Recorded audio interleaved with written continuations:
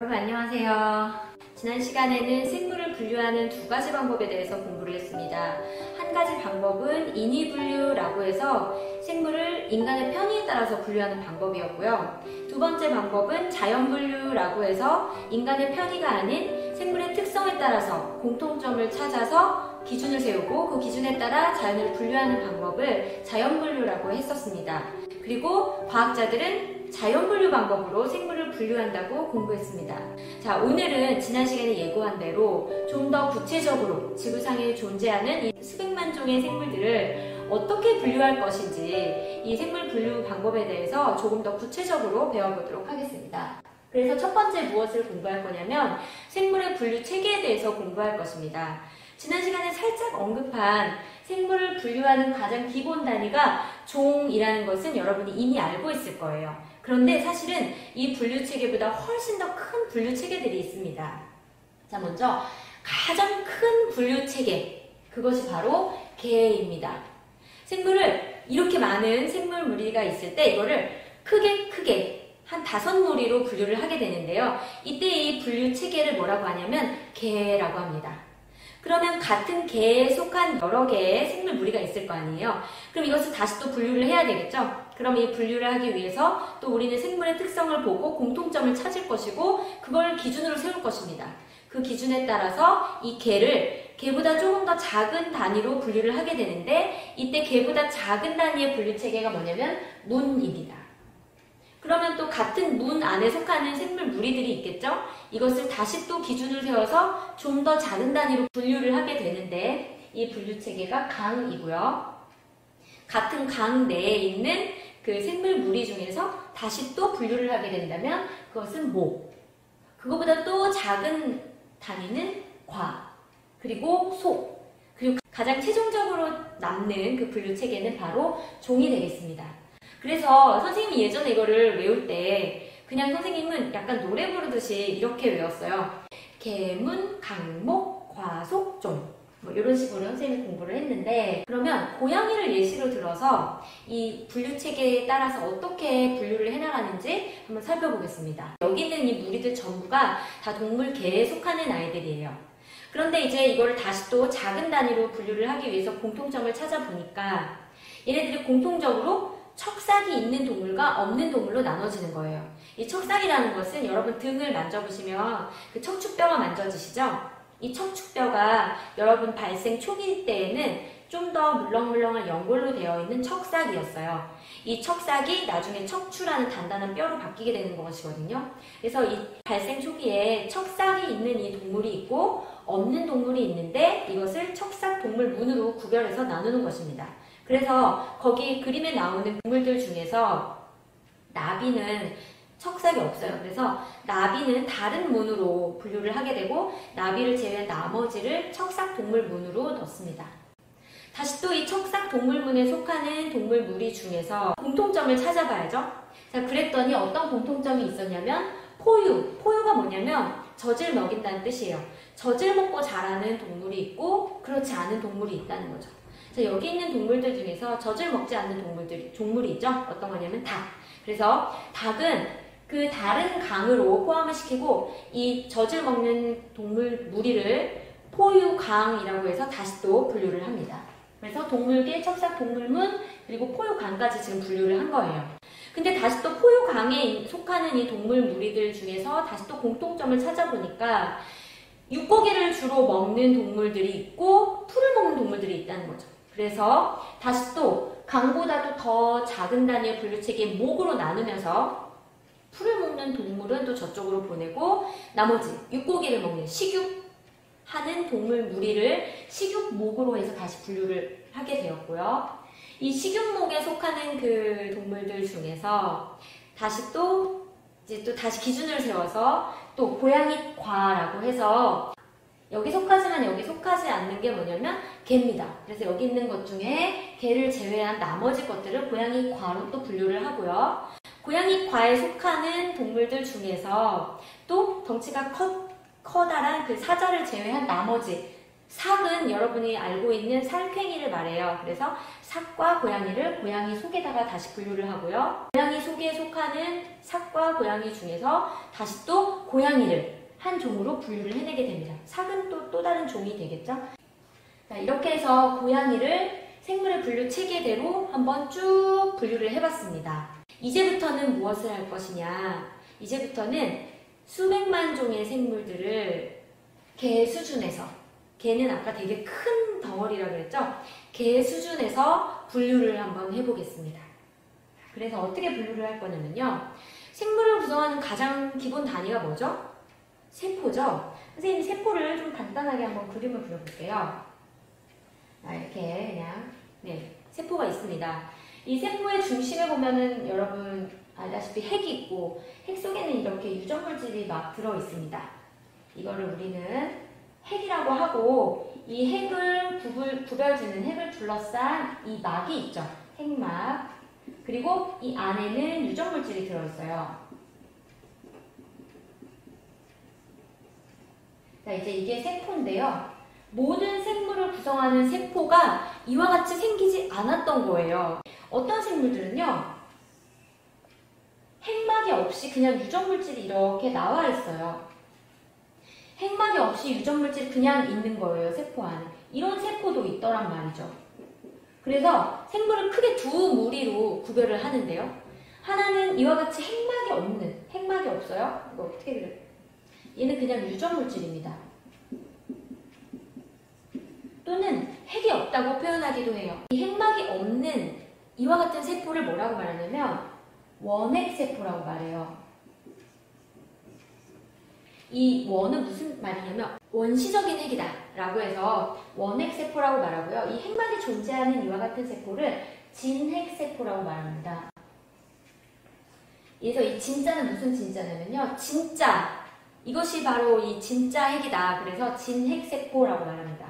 그래서 생물을 개 수준에서 분류할 때 제일 먼저 어떤 식으로 분류를 하냐면 원핵세포로 이루어진 생물이냐 아니면 진핵세포로 이루어진 생물이냐로 딱 두 무리로 일단 먼저 분류를 합니다. 여기에 선생님이 그림을 그려보면 생물이 이렇게 모여있을 거 아니에요? 분류가 안 돼? 그랬을 때 원핵세포로 이루어진 원핵 생물 개 이렇게 분류를 하고요.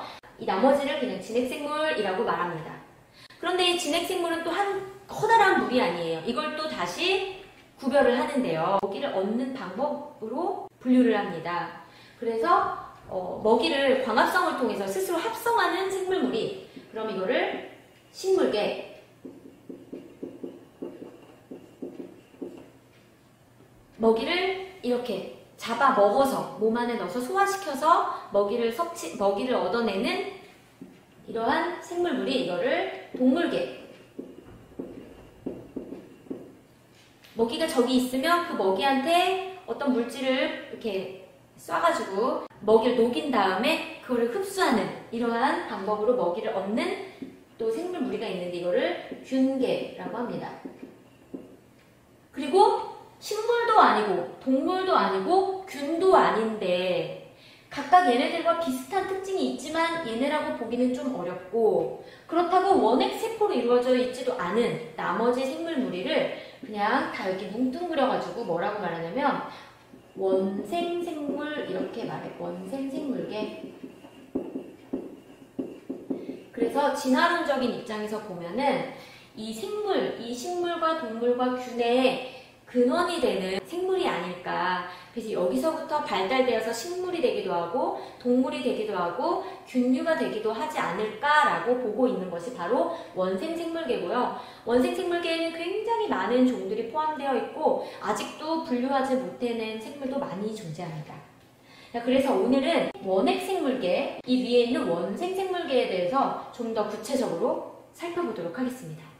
자, 선생님이 좀 전에 이 지구상에 존재하는 수백만 종의 생물을 분류하는 방법 중에서 개 수준에서 생물을 한번 분류를 해봤습니다. 그랬더니 원핵생물계, 원생생물계, 식물계, 동물계, 균계 이렇게 총 몇 가지의 계로 나누어지나요? 5개의 계로 나누어지죠? 그래서 이거를 5개 분류 체계라고 말합니다. 5개 분류 체계 중에서 지금부터는 가장 밑에 있었던 원핵생물계하고 원생생물계를 좀 더 구체적으로 살펴보도록 하겠습니다. 내용이 되게 많은 것 같지만 사실 말하고 나면 별것도 없어요. 네, 예, 그래서 너무 부담 갖지 마시고 편안하게 집중해서 들어주셨으면 좋겠습니다. 자, 먼저 원핵생물계입니다. 원핵생물계의 가장 큰 특징이 뭐예요? 핵을 둘러싼 막이 없다는 거예요. 막이 없고 그냥 유전물질이 이 세포 안에 그냥 다 퍼져 있습니다. 어떤 책에는 그냥 핵이 없다 이렇게 표현하기도 해요. 네, 핵이 없다 또는 좀 더 구체적으로 정확하게 표현하자면 핵 속에 유전물질은 있지만 핵막이 없다 이렇게 알고 계시면 되겠습니다. 그리고 세포벽이 있어요. 그런데 이 세포벽은 식물을 구성하는 세포벽과는 좀 다른 성분의 세포벽을 말합니다. 그리고 모두 다 단세포 생물이에요. 하나의 세포가 바로 생물체입니다. 단세포, 하나의 세포로 구성되어 있어요. 그런데 하나의 세포로 구성되어 있긴 하지만 자기가 좀 분리할 때는 이렇게 모여가지고 살기도 하거든요. 우리도 사람이 혼자서 살지 못하고 모여가지고 사회생활을 하는 것처럼 얘네들도 모여서 군집생활을 하기도 합니다. 하지만 모여있다고 해서 다세포 생물은 아니고 단세포 생물, 하나의 세포로 하나의 생물체를 구성하는 단세포 생물입니다. 그리고 얘네들은 지구상에 있는 모든 세균들을 포함하고 있어요. 우리가 영어로 박테리아라고 합니다. 여러분 박테리아 들어봤죠? 이 박테리아가 바로 세균이고 이 세균이 바로 원핵생물계입니다. 그래서 예시로 들어보면은 여러분 치즈나 김치에 많이 들어있는 젖산균, 그리고 폐렴을 일으키는 폐렴균, 그리고 대장에 살고 있는 대장균, 그 다음에 위 속에서 염증을 일으키는 균이 있어요. 그것이 헬리코박터 파일로리균이라고 합니다. 그래서 원핵생물계에 대해서 공부해봤습니다. 여러분 별로 어렵지 않죠? 할만하시죠? 네. 그 다음에는 이제 원생생물계입니다. 원생생물계는 핵막이 있어요. 또는 어떤 책에는 핵이 있다 이렇게 표현하기도 합니다. 그리고 원생생물계는 식물 같기도 하지만 아직 확실하지 않고 동물인 것 같기도 한데 동물에 넣을 수 없고 균류에 포함될 것 같기도 하지만 또 균류에 넣을 수 없을 만큼 아직은 좀 뭔가 미개한 느낌이 있어요. 그래서 조직이나 기관에 체계적인 발달이 되어 있지 않은 생물 무리들입니다. 그리고 단세포인 아이도 있고 다세포인 아이도 있습니다. 혼자서 세포 하나로 생물을 구성하기도 하고 여러 개의 세포가 모여서 하나의 생물체를 구성하는 다세포이기도 하지만 이 다세포가 이 식물이나 동물이나 균계 같은 이렇게 뭔가 체계적으로 일 처리를 하는 그런 식의 다세포 생물은 아니고 그냥 단세포가 모여있는 정도, 그런 정도입니다. 식물의 특징을 갖기도 하기 때문에 광합성을 하기도 하고요. 어떤 생물들은 음식 섭취를 하기도 하고요. 또 여기 있는 균계처럼 분해하여서 양분을 섭취하기도 합니다. 그리고 운동성을 갖기도 하고 또 운동성이 없기도 합니다. 그러니까 가만히 보면은 선생님이 계속 설명하고 있지만 식물이나 동물이나 그 균, 곰팡이, 효모 이런 것과 비슷하지만 거기에 넣기에는 아직 좀 뭔가 미개한 느낌, 그런 아이들을 다, 그리고 또 분류하기가 뭔가 애매한 아이들이 여기 다 들어가 있어요. 그래서 아주 다양한 특징들이 여기에 보여집니다. 예를 들면 어떤 아이들이 있냐면 아메바. 아메바는요 움직여요. 그리고 잡아먹습니다. 이렇게 해가지고 얘가 이렇게 움직여서 둘러싸요. 그래서 잡아먹습니다. 그래서 동물 같지만 동물처럼 이렇게 조직이나 기관의 체계적 발달이 없단 말이에요. 그래서 이 아메바 단세포 생물입니다. 네. 그 다음에 집신벌레, 유글레나, 그리고 핵함, 미역, 빔. 얘네들의 공통점을 찾아본다면 얘네들은 주로 물속에서 서식하고 있어요. 그래서 이와 같은 특징을 갖는 생물 무리들을 원생생물계라고 합니다. 자, 여러분 오늘 선생님이 말을 좀 많이 한 것 같은데요. 오늘 뭐 배웠나요? 먼저 생물의 분류 체계, 계문, 강목, 과속, 종 이렇게 7개 단계로 분류하는 단계를 배웠고요. 5개 중에서 원핵생물계와 원생생물계에 대해서 공부해봤습니다. 다음 시간에는요, 식물계, 동물계, 균계에 대해서 배우는데요. 다음 시간에 배울 얘네들 굉장히 재밌고 흥미롭거든요. 예, 다음 시간에도 여러분 기대해 주시고요. 오늘 모두 고생 많으셨습니다. 다음 시간에 또 만나요.